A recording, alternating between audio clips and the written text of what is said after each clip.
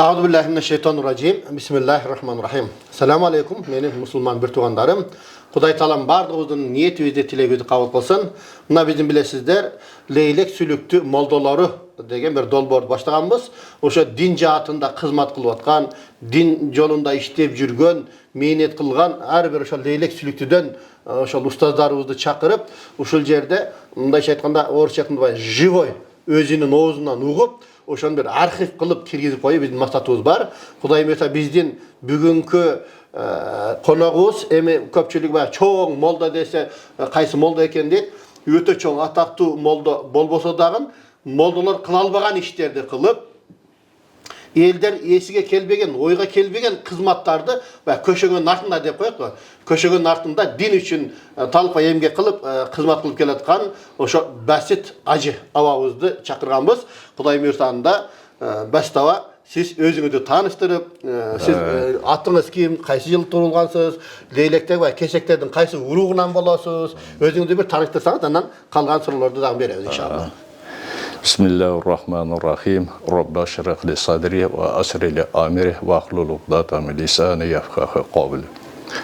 Bismillahirrahmanirrahim. Allah Teala'ga çeksiz maqtovlar olsun. Peygamberimiz Muhammed Mustafa Peygamber sallallahu aleyhi ve sellem'ga üzgütüksüz salamlar olsun, salavatlar olsun.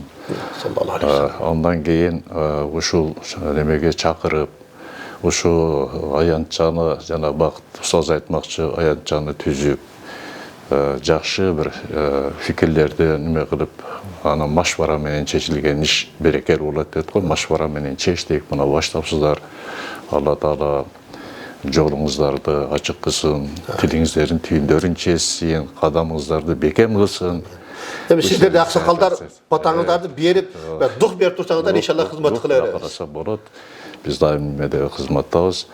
Анан кийин ассаламу алейкум, рахматуллахи ва баракатух. Ушу уюштурган Ниматлы устаз, сиз мынагы немелер тартып аткандар, Айдарбек, угуп аткандар, көрүп аткандарга Алланын саламы, берекеси, тынчтыгы болсун. Амин.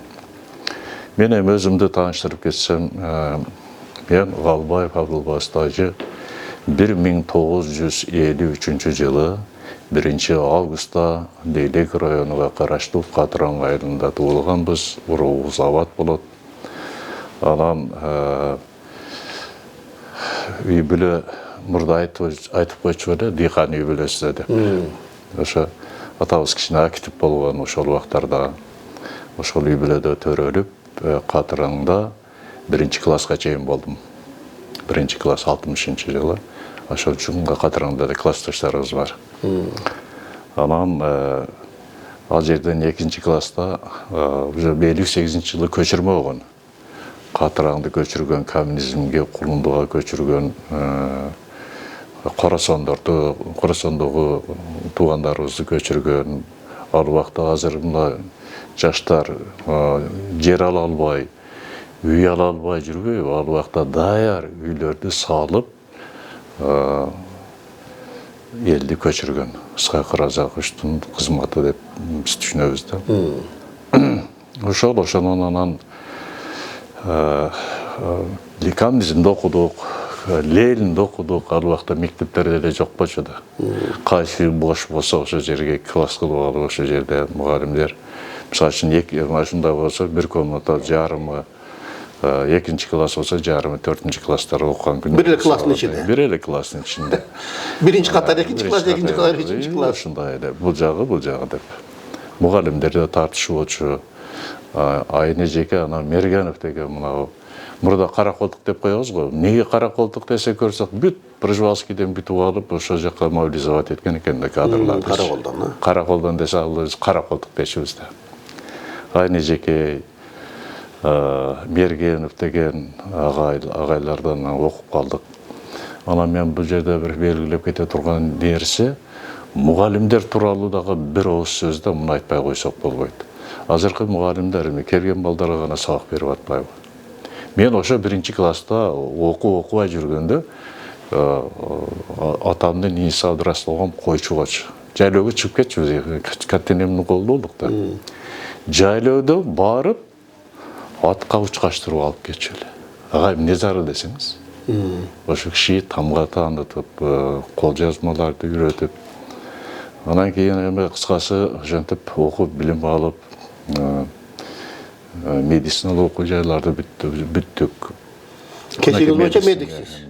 Кесибим боюнча медик. Свонада иштедим. Свонадан кийин Сүлүктүдө иштедим. Сүлүктүдө 93-жылы неменен Бишкекке перевод менен келип, Бишкекте жанагы Савченко деген главврачтын распоряжениясына келип, ал жерден мени главврач кылып, Аламидин базарыга дайындаган. Ал жерде иштедик, Кудайга шүгүр. Жаман иштегенибиз жок.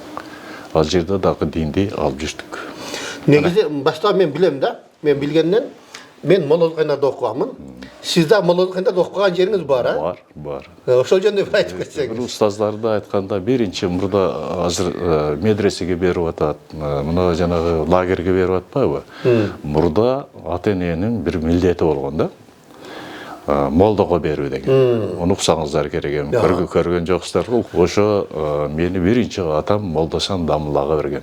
Молдасан? Молдасан деп. Катыраңда чоң молдо болгон, onu кишинин аты аталып, кээ бирде аталбай атат.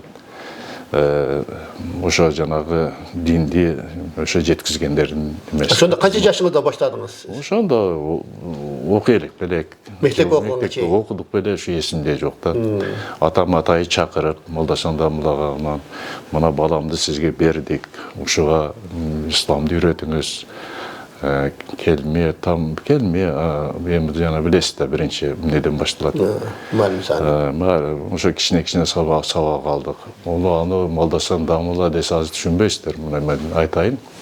Молдоикрам барбы? Сокулук имам Молдоикрам. Молдоикрамдын таятасы болот. Таятасы. Таятасы чоң молдо болгон. Ошон Молдоикрам чоң молдо. Аккан арыктан суу агат. Аккан арыктан суу агат деген.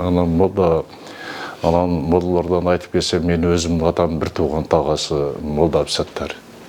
Мына биздин жанагы бөлөлөрүбүз жүрбөйбү? Нимат, Нурбек деген. Ушулардын таятасы болот. Мен атамдын бир тууган тагасы. О кишинин колунда да Абсаттар. Анан чоң атам Молдо Арзубай деп коет эле. О кишилер дагы коммунизмде. Өзүм чоң атам болот, атам абалары болот. Бу кишиден дагы эми кыскасы мен бизде ал убактарда мындай убакыт бөлүп, хужурага өтпөй демеге шартыбыз жок эле. Ошо сүйлөшкөндө эле ошо өзүнчө устаз болуп кала берет да. Аны чоң атам тууралуу бир нерсени айтайын. Азыр мына жашы жете элек паспорт ала электерге 3 жылдан неме чыгарып койбодубу? Камакка деп мындай немеден ажыратып, обществодон. Ал убакта жөн эле жашы жеткен демеге никесин кыйып койгон үчүн 2 жыл отуруп келген чоң атам.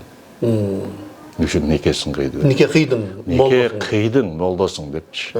Ал убакта өтө кыйын болчу. Анан бир жагы кыйынчылыгы да бар. Экинчи жагы мен Сүлүктүдө жүргөндө сиз суроо берип калдыңыз, жакшы суроо. Кантип Молдо Зулкайнар дедиңиз го, о кишинен дагы эми менин негизги максатым мындай болгондо айтат го, алымдар менен отурушту адат кылгыла. Алымдар отурган жерде Алланын рахматы жаайт. Жердеги жанагы майда жаан жерди тирилткенде эле силердин жүрөгүңөрдү тазалайт. Жамандар менен отурбагыла, алыспагыла Алланын балеси жаайт деген неме принцип мурда эле бар эле да. Ушу молдо десе эле барып ушу жабышып калчу белек. Катыраңда жүргөндө көп молдолор, эми баарын айтып, молдо Айдардан бар эле. Өзүмдүн абам Молдо Мухаммед деген бар эле. Кыскасы ушулардан азаздан алып отуруп ошо иманыбызды неме кылчу элек да. Анан Молдо Сами деген, азыр Молдо Сами десе бардыгы тажик Молдо Сами деп, мына немелер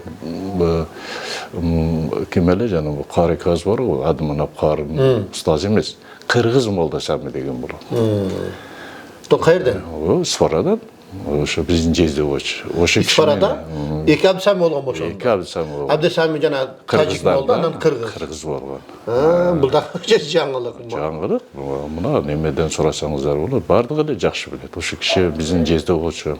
Ошо киши да мени жакшы көрчү, мен ал кишини жакшы көрчүм. Көп неме алчу. Ол Исфарада жашаган балар. Исфарада жашап. Шамскарларда жашаган экен, демек олар да жашаган экен. Жанагы байча айтканда бары биздин аалымдар бары тааныйт.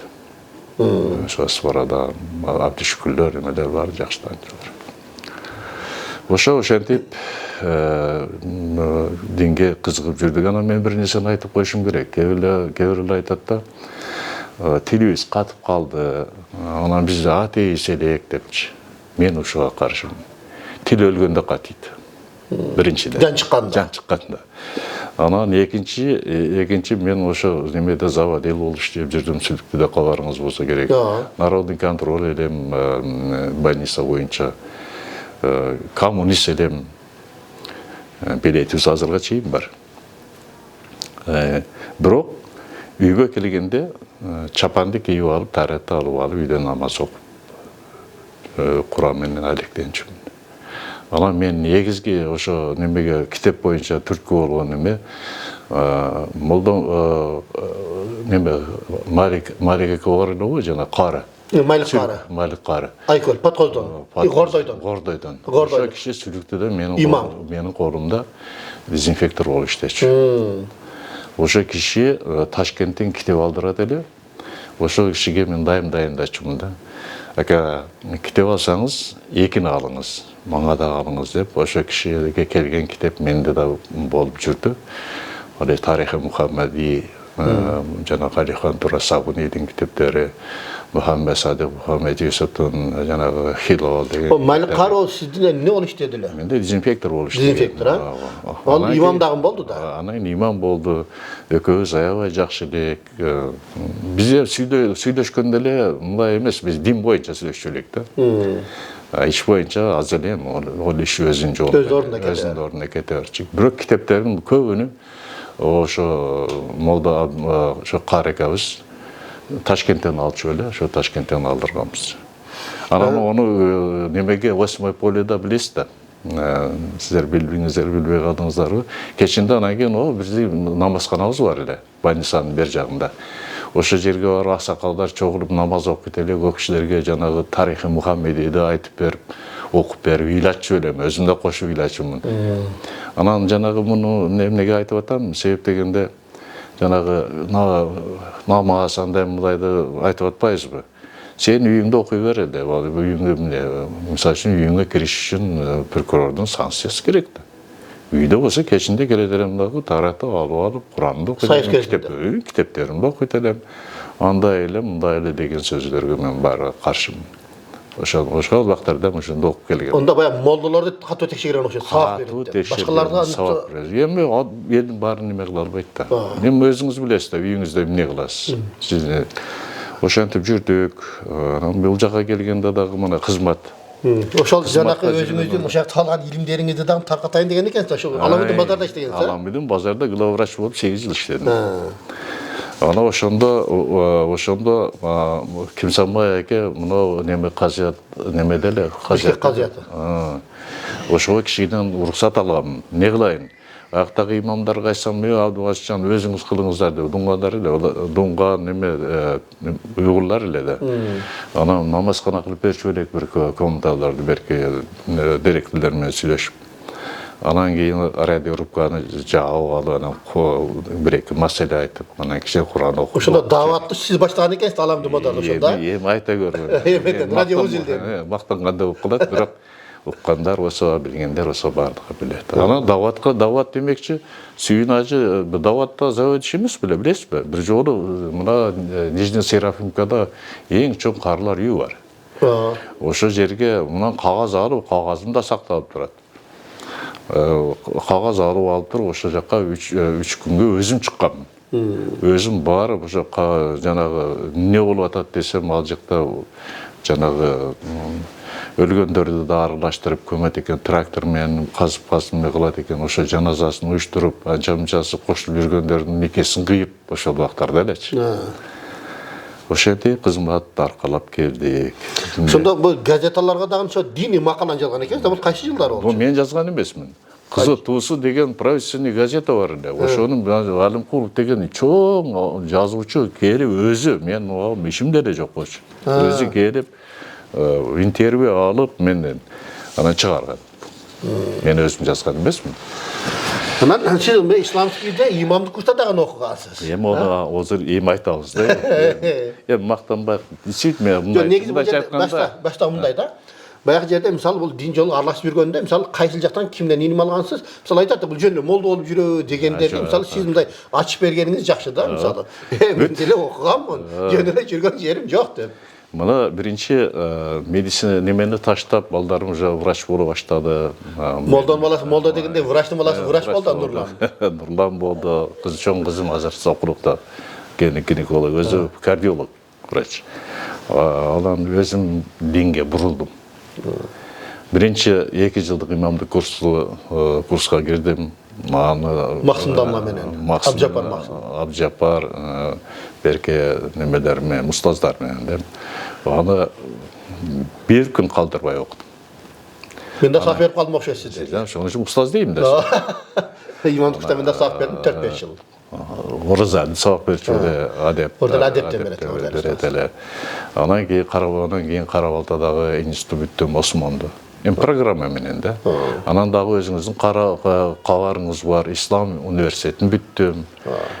Диплом ишим болсо оору жана шифа деп неменин Мавлияндын китеби барбы? Ана ошо оору шифа мен защитам ошо университетте. Кыскасы диплом. Эми келгендерге, муфтиятка келгендерди өзүңүз жакшы билесиз. Бардыгы мен кабыл алчумун да. Келгенде айтат эле, бул жактагы илим барбы буларда десем, мен айтат эле, мен эле илими жок, менде 5 диплом менен отурам деп койчумун да. Десем, булар олиябы деп койчу. Олия деп койчумун. Анан ал жакта да иштедик. Эми өзүңүз жакшы билесиз, 12-жылы мен 8 жыл иштегенден кийин анан бардым хажга. Штаб менен. Штаб менен бир жолу бардым. Калган 2 жолу өзүм акча төлөп барып келдим. Анан ошо жылы 12-жылы немеден келсем Рахматулла Эгембердиев муфтели. Ошо келсем чакырып калды. Достеке сиз башка нерсеге, башка жакка жумшасак, себеп дегенде Кыргызстан боюнча аттестация башталганда биринчи мен тапшырганмын Кыргызстан боюнча муфтиятта. Биринчи киргем, о немелерде да жүрөт. Биринчи мен кирип тапшырганмын. Ал жак бул жака жүрсөктө сиз барбайсыз. Менин максатым эле ушу сиздерге окшогон алымдардын колун кармап, чогуу жүрүп, Аллахтын рахматы жайыт деп аркалап жүрдүк да. Мындай немеге кызыкканым жок. Көп сунуштар болгон. Барган эмесмин. Мен ушу жерде неме кылып турсам болду депчи. Анан айтып калды, Карлар үйүдө 61-жылы эксплуатацияга берилген экен да. Ошонун бери 12-жылга чейин бир жаназа окулган эмес экен мусулмандарга. Жөн эле жанагы неме кылып эле көмүп койт экен да. Туугандар, мына ушул жерде мен баса берилип кетейин. Жанагы эл анчейин маани бербеген, көңүл бурбаган ишти аркалап келе жаткан ошол бизден ушу баштабыз. Анткени мына биз имам болобуз, молдо болобуз. Мисалы кээде бир жаназага чакырып калды, барсак, ошо жанагы жалпы общий могила деп койгон жалпы мүрдөгө кетип аткан жеринен ошо бирөөнү жетишип калган экен, барып жаназаны ошол жерде окуп бер деди. Ошондо как раз биз барсак, ошо машинага артып кетип аттыр. 6-7 өлүктү орап туруп кетип атат. Ошондо айтып калды да, бул жерде азыр жакшы кепинге орой турган болду дейт. Мурда жөн эле кийими менен салафанга ороп көмөт эле дейт да баягы жерде. Азыр эми мусулмандарды өзүнчө, азияттарды өзүнчө биз бөлүп коебуз дейт. Ал жака барганда жаназа окуп туруп анан кийин көмөт деди да. Эми ошол эле маселе бул жерде мына Карлар үйүндө, ошол жерден Карлар үйүнүн баягы молдокеси, ошол жердегилерди кепиндеп жаназасын окуп көмгөн. Бул эл анчейин маани бербеген иш да туугандар. Ошол Абдубашир абагыбыз болот. Ошол аны ошентип калды, болтур деди. Мен буга макулмун. Мен соо үчүн жүргөн кишимин дедим дагы, макул болдум. Ошол күнү эле бир жаназа бар экен. Аны аябай сонун кылып уюштуруп, жана столовойго өзім мезебімден бір нәрсе қылып, ал жерден айтып деп танышып меғанда ел ашты да барды. Бізде адамша көміледі екенбіз депші. Ошонан бері мына мен айтып қояйын, қысқа айтайын, бұл өзінше чоң неме да тарихта былтырға чейін 90 адамды ұзаттым. 90 адам. 90 адамдың жаназасын жуып, тазалап, кепіндеп, жаназасын оқып, Құраны хатымға чейін қылдырдым. 2012-ден баштап 25-ге чейін қашты. 24 деп қоялы. 24 нұрлан аяқ барған әке мен тоқтаттым да. Себебі екі қалбай аяқтан неғылады деп. Оша аяқта директор емес бәсір. Ошоға чейін ошентік. Анан кейбірде ушундай бір неме случай болды. Bir да мұсылман ошо жердегі жаназасы кеткен жоқ та. Егер больницада қазы болып қалса, аны алып келбейді да, прямо моргқа апарады. Моргқа барып, ал жерде дағы жуып, тазалатып, кепіндеп жаназасын оқуынан жөнөтіп жүрдім. Ал жерде сізде қандай? Егер өлім болса, сізге чалады. Ошол заман түн күн дебейді. Түн күн дебейді. Бірінші мен өзім жуып, өзім меғып жүрдім еркектерді. Беркенемелерге жаңағы медсестра техничкаларға жудырып жүрдім аялдарды. Bir erkeklerді бар. Бірақ мен бір нәрсені айтып қойышым керек. Ал жерде трупный яд деген болады. Трупный яд барлығыңыздар жақсы білесіздер, медицинада жақсы біледі, діни жағынан жақсы. 6 тишті алдырғанбыз. Бәқтіш. Маска менен етет болысын серуана кетеді екен. Ошентип 90 азыр анча-мынча имамдарда да жоқ болса керек, 90 жаназа. Башқа жағын есептегенде. Анан бір жолы ушундай болып қалды, жуып тазалап қойсақ, жаназасы оқиды кетіп қалыптыр, машина келіп. Анан жанында барып алып, ошо көңгөннен кейін барып оқып келдім. Мүрзенің үстінде. Мүрзенің үстінде. Олай болып, ошо жерде айтады, танығандар айтады, бастажа. Бұл сіздегі не зары бар жоңыз олай болып деді, мен айттым, жоқ. Мұсылман адам жаназасы кетпеш керек. Удуа да. Ана кесем директор илеп отырады. Неге десем, ошол көмгөн эженин балдары справка талап кылыптыр да. Айтып тұр, молдеке, бұяққа барып, бұлайға немеге аралашып жүріп, сен енең жаназасын оқып жүрсе, сен мен справка талашасың деп. Көрдіңіз, мынандай балдар бар. Алла Тағала ошон үчүн балдары сурасақтағы иманы менен сурашыбыз керек екен. Ал жерге барганда жөн барган жоқмын да мен. Намазхана қылдым. Бір чоң палатасын мага бошотуп берди. 140 миңге полный барын ремонт отуп, бронирован эшик коюп, намазхана деп туруп жаздырып, ал жерде кылдырдым. Карлар үйүнө. Карлар үйү. Анан кийин моргтон ремонт кылдырдым. Ал жерге bir sutка, 2 sutка жатып калышы мүмкүн да. Ал жерге кондиционер койдурдум, кыскасы, бул иштердин баарын айтыш, сооқ азайып кетет, айтпай эле коеюн. Көп иштер жасалды аякта да. Жөнүндө неме болгонубуз жок да. Ошол анан эмне дейм, айта турган сөздөр көп. Өмүрүбүз мына 53 жыл болсақ, мына быйыл хижри жыл менен 75 оңой эмес. Анан берки милади менен 73 дегендей биз мусулман. Негизи баягы муфтият дегенде муфтиятка барган адам өзү сизди көрүп, сизди таанып калат. Мисалы электиктердин баардыгы ошо муфтиятта канча жыл эмгектендиңиз? 20 жыл эмгектендим. 20 жыл. Муфтият дегенде эле сразу бастабаны элестетип калдык да биз.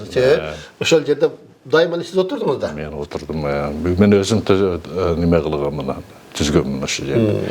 Башка министерствого барсаң, кире албайсың да. Bir күн, 2 күн очукта турат. Азыр деле ошондой.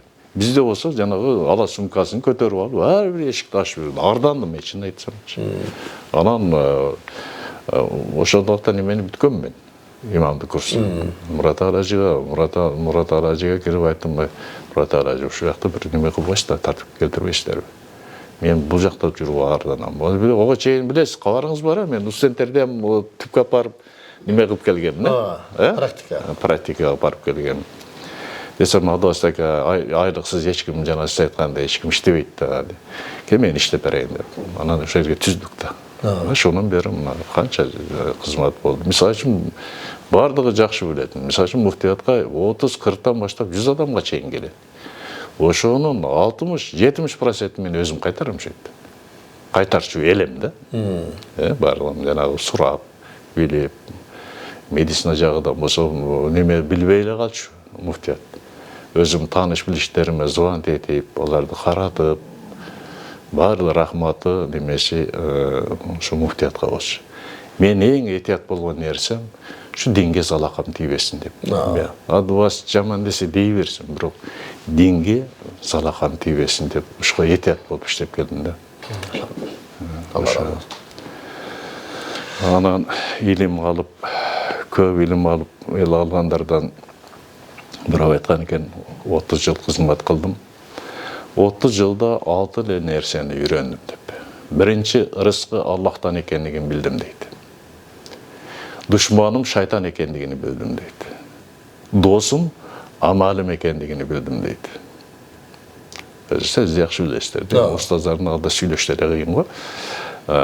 Dostum Azrail deyip, men ahiretke dayardanı ekendigini bildim deydi. Üyüm kavur ekendigini bildim deydi. Maşırık menen mağrıpka çeyinki menin jaşoğum bir tuğandarım ekenini bildim deydi. Bir tuğan hiç vaqta taştabaydı. Айтат қой, жинді бол, ғынды бол, көп бол деп. Лелектің сөз, жинді бол, ғынды бол, көп бол деп. Шындай деп қойды. Соның үшін мен де шоны сездім. Анан Мавляна Жалалдин Уруби, бұл насаат қатар айтып қойшым керек, менен кететті. Уруби айтты, сүйуді деді, күндей бол деді. Сүйуді, күндей жарық. Достықта, бір туғандықта аққан судай бол дейді. Айыпты жашырууда қараңғы түндей бол дейді. Сабырдуулықта, кичипейілдікте жердей бол дейді.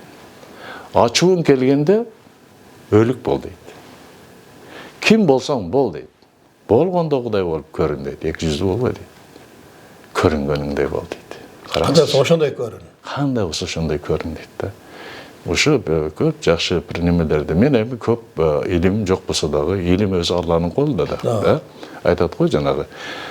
Чынчыл болсоңор айтылачы, силер уада кылган азап качан келет деп сурабады беле. Якулуна мата хазар бадин кунтум садикин деп сайж.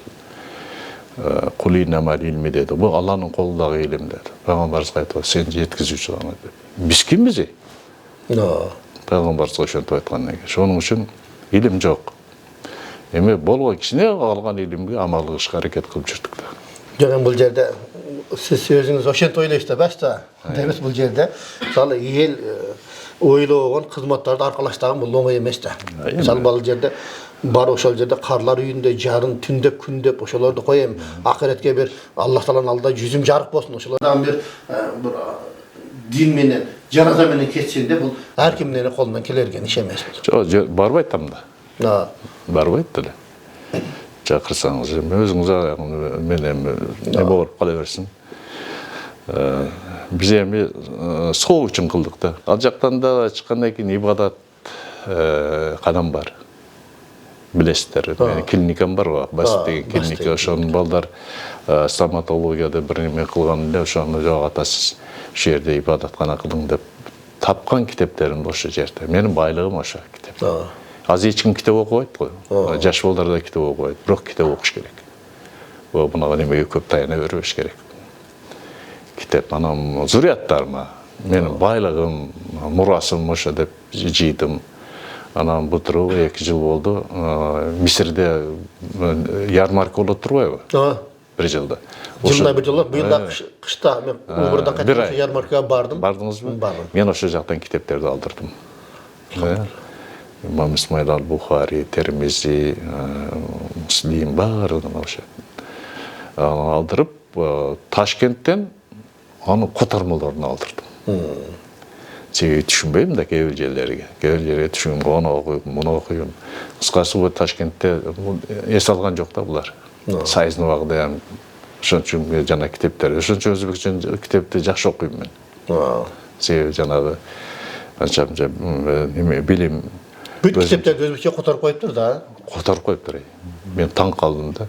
Азыр мен өзүм китепканам деп коем. Дишне жанагы Қалбаев Абдылбас тажының кітапханасы деп бір печатта қойып қойған. Болған кітаптың бәрін басып қойған да. Бұл тексерілген кітаптар да бар да. Зүрияттан адашпасын деп. Умрадан қайтқанда Египетте менің 3 перзентім оқып атады. Ошол жерде қайтқанда мен дағы қатыштым барыпчы. Ошол жерде көрдім, ошончалык чоң екен, ярмарка. Жылына бір жол болот екен. Бір жол болады. Башың айланады. Bir ай болады ошондай. Анан баягы жерде мен өзүм баягы дудуктарга саак берген экен, анан дудуктарга көз азиздердин дагы бөлүгү бар экен. Ал жерге дагы бардым. Барсам китептери бар экен. Дудуктар менен эми түшүнбөйсүң. Баягылардын арабча менен бар башка да. Дудуктарда дагы мен бир эле тил десем 180 тил бар экен дүйнөдө. Арабтардыкы башка, булардыкы башкача экен. Анан көз азиздер менен барып, алардан бир көрдүм. Бардым таап келсин. Анан дагы бир нерсе, эгерде мисалы ошол араб мамлекеттерде табылбаган китеп Стамбулдан табылат экен. Стамбулдан. Мисалы мен дагы ошол Ислам университетинде көп китептерди аракет кылдым, аяк бияктан элдерден спонсор таап, ошондо табылбаган китептерди Стамбулдан таап аттык да. Ушундай экен. Ошентип өмүр өтүп атат. Анан бул жанагы мурдагы пайгамбарлар көп жашаганда билесиз да. Лугман Хакимден Азраил келип сурап, эмне акыркы сөзүң эмнең менен бар десе, ошо дарактын көлөкөсүндө жанымды ал деген.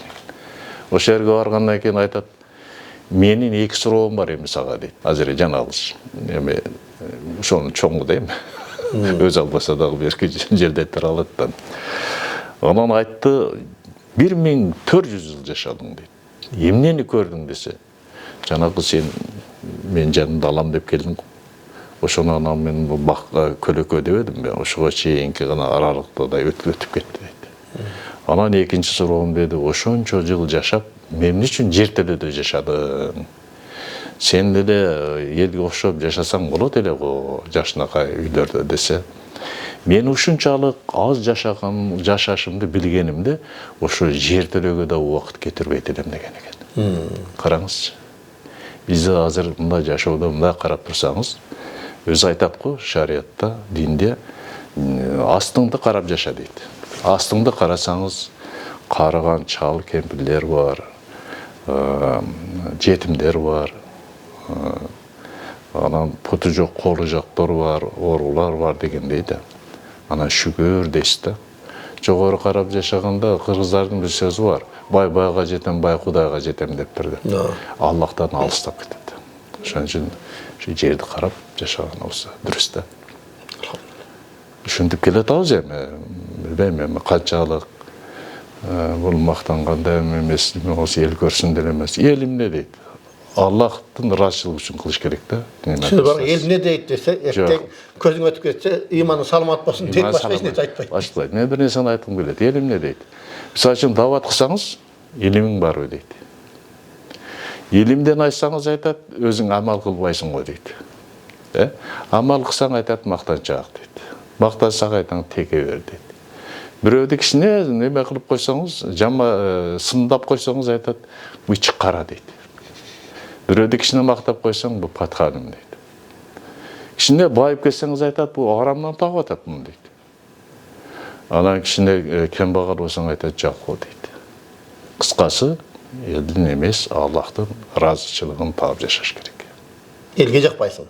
Пайгамбар жаккан эмес, өзүңүз айткандай. Эч ким бизде. Ушундай эми көп убакыт аз, ошон үчүн көп нерсе калды. Анча-мынчасын неме кылып четин чыгарып койдум. Алхамдулилла. Анан сиздин кабарыңыз бар. Анан устаздарым аябай эле көп. Устаздар, барлыгы эле устаздар. Бир сөз үйрөнсөң деле устаз. Мына Ислам университети болсо мына сиздердин барлыгы жаш болсоңуздар менен балдарым менен тең балдарсыздар. Неберелерим менен тең балдар бар. Ушулар барлыгы устаз деп эсептейм да. Айтат го. Анан кээ-бирде этият болуп сүйлөймүн. Айтат го жанагы уста барда колду тий, устаз барда тилди тий деп. Бул тил деген жаман да. Өзүңүз жакшы билесиз. Мурдагы алымдар айткан го, менин тилим жырткычсыз мал дейт, кое берсем мал мени да жеп коет дейт. Ошого тилде да этият болуш керек. Дагы бир нерсени айтып коюшум керек. Мына кээ-бирде мына тилге неме кылгандан кийин мээ кетет да. А мээ болсо бүтүн органдарга команда берет. Эч убакта мына улгайгандар айтпаш керек да. Мен буголдум, эми улгайып калдым, антим деп кетсеңиз, мээ барат, мээ бүтүн органдарга приказ берет. Бул нар жакка даярданбаш керек да. Жо мен кыйынмын ады, мен дагы иштешим керек, жашашым керек, антиш керек, мынтиш керек дегенде бул айтат, тургула. Жакштага иштегиле деп органдарга неме берет. Команда берет. Ошон үчүн тил деген медицинада айтат го, медицина есть три орудия дейт. 3 орудия. Первый это слово дейт. Внушение да.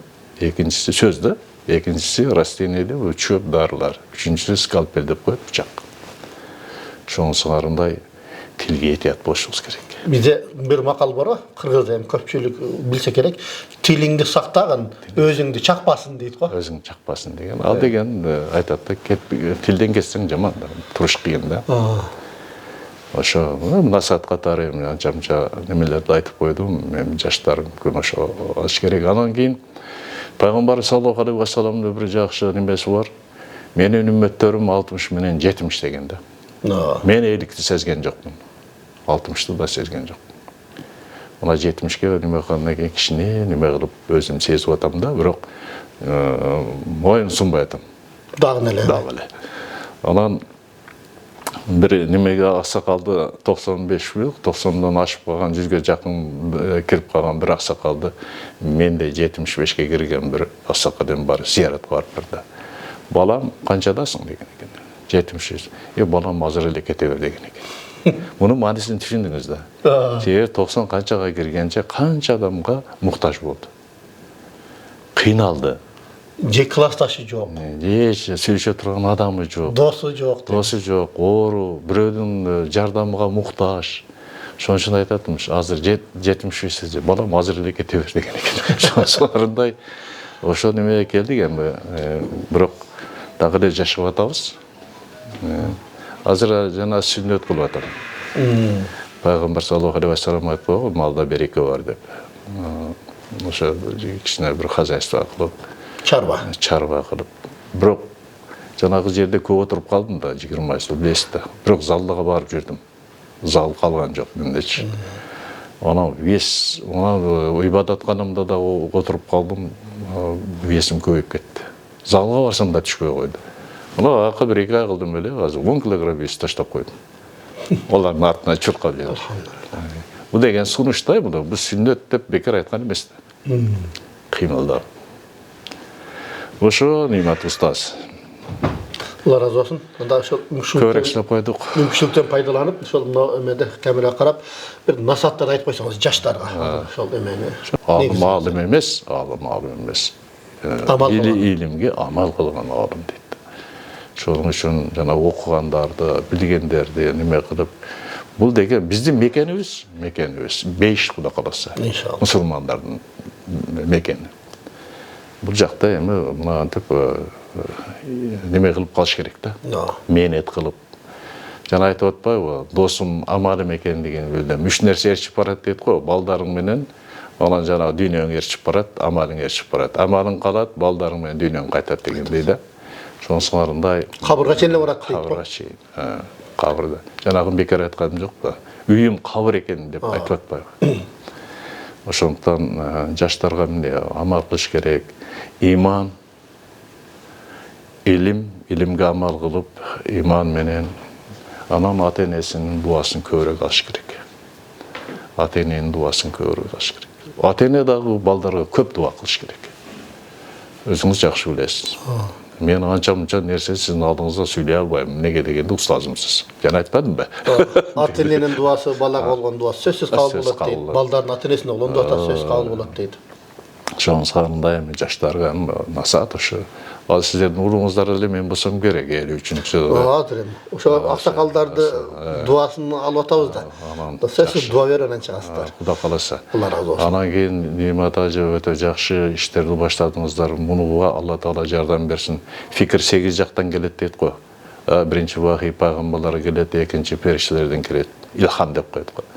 Ошо илхам келиптер, мына машвара менен чечип бердик, ишиңиздерге ийгилик. Муну калтырбаңыздар. Анан мен дагы бир нерсени ойлодум эле, ошо ойлогон ойду сиз деле айттыңыз.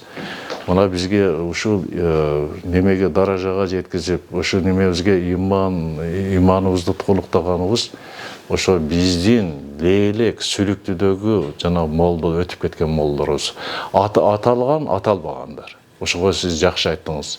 жанагы кимдин атасы, тайтасы, чоң атасы неме болсо келгиле, айткыла, дегиле депчи. Алар жазылбай калды да. Мына Кудайга шүгүр, мына биздики кичине болсо дагы жазылып калды. Бул деген чоң тарых да. Азыр мисалы сиз азыр айтып атасыз кээ бир моллалар жөнүндө. Сизден кийингилер тааныбайт аларды мисалы. Сурасаң билбейт. Сиздер маалымат карап, мына маалымат катары бизге айтып кетиңдер. Эми мында элдер да мына уже билип калды мисалы. Ооба. Абдисами десе биз жанакы устаз эле ойлоп жүргөнбүз да мисалы. Бир кыргыз Абдисами устаз бар. Кыргыз Абдисами болгон, анан тажик болгон. Адымановтор жакшы билет. Мына Абдышүкүр Дамулланын немелери болсо керек ошо. Бизге жездо болот эле. О киши мени да жакшы көрөт. Келген сайын ошо убагыбызды биз жөн эле. Ал эмес мына молдо Абдымановдун атасы. Малик Абдымалик. Абдымалик сүйлүктүгө көп келет эле. Кээ бирде чакырып чай ичет элек, кээ бирде күмүш жеп карындашы менен кошундум да. Ошол киши менен да көп сүйлөшчү элек. Ал киши да көп жакшы нерселерди айтып берген. Бир эле нерсесин эскерип кетейин. Мен бир суроо берип калдым. Дамулла дедим, мынау ораза питир боюнча бир суроом бар дедим. Сиз дедим, ораза питирди кандай кыласыз десем айтты, Абдубасит деди. Мен 2 жолу берем деди. Биринчиси элден калбайын деп мешкеде берем дейт. Анан экинчиси өзүм дейт. Кошуна колон, тууган урукту билем да дейт. Ошолорго да берем дейт. Мен ораза питирди 2 жолу берем деп. Ушу кишинин немеси эсимде калды. Onu da amel kılam da. Atam da şu anan janagı til dep atpadım ba. Жатпайын, чуркап жүрүп кетейин, жума күнү коюлайын деп ооздана берчү да. Атаңыз? Атам. Кудда ушундай болду. Себеби периштелер дуа кылат деп атпайбы? Ушундай болду. Атамдан бир жакшы нерсе калды. Атам тарассыз жүрбөйт эле. Кичине жүк болсо да, жүк менен окуган намаз макрух дейт го. Сразу жанагы таратты жаңгылап алып жүрчү да. Ушуну мен адат кылып алдым. Атамдан алган нерсе. Чакырууга келип, эметип бергениңизге, сүйлөп бергениңизге, насааттарыңызды айтканыңызга. Аны мен ар бир көрсөтүүдө бир окуяны айтып кеттим да. Ушуну бир адат кылып алдым. Bir ошол окуяны айтып коеюн. Bir киши бар экен, 5-6 кой бар экен, акчага муктаж болуп калыптыр, bir семизин сатайын дептир. Анан базар алысыраак экен. Ошону жетелеп жөнөсө, bir досу дагы жөнөп калыптыр, ал 10-15 койун айдап алыптыр, сатам деп. Анда жолдо баратып, bir алачыкты караса, bir 5-6 жетим балдары менен bir аял отурат экен. Кел эми, мен жалгыз коюм бар, сен койлордун бирөөнү сойбойсуңбу десе, жок, мен сойбойм дептир. Сойбойм десе, анда мен соем деп, жанагы семиз койун союп берип, ошолорго кошо отуруп жеп, калгандарын ошо ийилип берип туруп, сүрсүтүп жейсиңер деген ийилип берип туруп, анан кайра экөө жолун улатат. Досу менен. Базарга кетип атат. Өзү базарга кетип атат. Анан кичине баскандан кийин, эми менде сата турган коюм жок. Эмнеге кетип? Сен эми кете бер эми өзүң. Мен эми мына жерде бир как раз тууганым бар, ошо тууганыма барып жолуктур, эми кайтайын дейт дагы. Ол базарга кетет, жанагы досу 15 койун айдап алып туруп. Болсо тууганына барат. Тууганына барып кечке жок экен. Туугандан эми кичине акча берип тур эми деп сурайт. Макул анда дейт. Анан ошол жерде менен кечинде тамак ашын жейт, жатат. Анан түндө дара сындырган алысыраак жерге барат экен. Барса, жерде бир нерсе урунат экен. Караса бир эме баштыкча экен. Караса ичи толтура алтын дейт. Баягы жерде. Анан ошону кайра көтөрүп келип, жатып эртең турса, баягы акча сурадың эле го, ме дейт экен да, баягы тууганычы. Жок, аны ала бер деп туруп, кайра буга дагы акча бериптир да. Жанагыдан түйүндө. Каятан алган нерсе бул Аллах Тааланын берген рызкысы дейт. Ошол себептен мына биз айтат го, кимде-ким бир жакшылык кылса, Аллах Таала 10 жакшылык берем дейт. 10дон 700ге чейин көбөйтүп берем деген да. А сиз айткандай мына канча жакшылыктарды кылыпсыз, бул жерде дагы карасаңыз, ошол жакшылык кылгандыгы үчүн ошо талаадан бир алтын тауып алды баягы жерде. Аллах Таала ошону насип кылып койду. Аллах Таала наркы не кылдырбай эле ошол замат берди дейт да. Тууганга дагы жардам берип туруп, анан кайра үйгө кетти дейт. Сөзүңүз аралчы, адам бирөөгө жакшылык кылып, бир жакшы кылып, бир сүйүнсө, сүйүнүш башкача болот да. Мен ошо муктаятта отурганда бир кондиционерим жок да, билесиз да, жанагы неме менен отурчу элем го. Вентилятор менен отуруп. Бир убакта күн ушунчалык ысып кеткенден кийин вентиляторум бузулуп калды. Шак этип карлар үйесиме түштү. Ал жақта жанағы білесіз да, мындай бір жерде жатып қалған, астында арты приложы болып кеткендерді бөлгенбіз да, бөлгенлік, мында 30-40. Бірақ қышта болған үшін кондиционер қойылған емес да. Алар қантып барды деп, анан кейін чурқап барып, немеден комфорттан 4 стоячий вещи немені алып тұрып, вентиляторды алып тұрып, анан бардым менен. Барсам директор азыр өтіп кетті рахмады. Азыр Нұрланшты. Барсам ыйлап жүгірді. Неге барып өзім көрдім да, жанағы 4 комната бар. Жанағы немелер жайда жатқандар памперс менен жатады, жылаңач.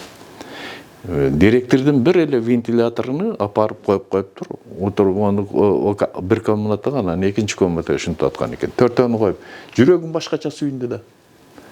Анан келе атам, құрсаммын. Менен құрсан адам кіші жоқ. Анан правда менен еңкейіп, жанағы матросовы, ошо жерде светофор бар. Светофорға келіп, қарасам қызыл жанып қалды. Қызылға тоқтасам, тарс етті. Мұнда қарасам, бір зил келіп тұр, мен жанағы сол жағымдағы немені кірланы о түріп қойып тұр. Анан ақыры шықсам бір орыс екен. Бірақ қайғырбадым да. Қайғырбадым, шундай деп түшіндім да. Менің қылған жақшылығымды Алла Тағала қабыл қылды деп түшіндім да. Түшіндім дағы, анан кейін орыс ақсақал кіші екен. Я думал, барьер зая қылды. Мен айттым, жоқ, сен емес, менікі неме қойдым. Көзін ар жаққа барып, шығып алып, сөйлесіп отырған балдарымызды шақырдық. Балдарымызды шақырып, Нұрлан келді, олар келді, барып, оңдатып берді. Мен ошондогу сүйүнүшүмдү, сүйүнгөнүмдү башкача сүйүнгөнмүн да. Бирөөгө жакшылык кылсаңыз, ол башкача сүйүнөсүз. Ошол эсимде калды. Ал дагы эми көп нерселер бар, бирок жакшылык кылыш керек. Беришти үйрөнүш керек. Жакшылык кылыш. Берген Кудайга жагыптыр дейт го. Берген Кудайга жагыптыр. Ушундай немат устаз. Мындай бир дуаңызды бериңиз. Жыйынтыктайлы иншалла. Амин. رب اشرح لي صدري ويسر لي امري واحلل عقدة من لساني يفقهوا قولي. اللهم إني أعوذ بك من الكفر والفقر وعذاب القبر. اللهم اغفر لي وارحمني واغنني وارزقني. Жараткан Алла. Мусулман кылып жаратканыңа шүгүр кылдык. Жедирген, ичиргениңе берген ниматтарыңа шүгүр кылдык я Раббил аламин. Жараткан Алла. Ошо аянчага келип шундай кичине бир немелерди айттык. Тилден кетип калган болсо Алла Таала өзү кечирсин. Мага студияңыздарга Айдар сизге дагы Алла Таала өмүрүңүздөргө береке берсин. Өмүрүңүздөргө ден соолук, иман, акыл, ахлак, рызкы, мал жан, урук тукумуңуздарга Алла Таала береке берсин. Зурияттарыңыздардан Куранды жаттаган хафиздерден, хадисти жаткан мухаддистерден, ислам өзүңүздөр окшогон ислам алымдардан, эл башкарган имандуу падышалардан чыгарсын. Кем болбоңуздар, ушу студияңыздарга Алла Таала береке берсин, ишиңиздерге ийгилик берсин, өзү колдосун, коргосун, ушу жакшы болуп дүйнөнүн деңгээлиге чыгыңыздар. Амин. Амин Аллах. Рахмат. Айтканыңыз келсин. Алла разы болсун башта.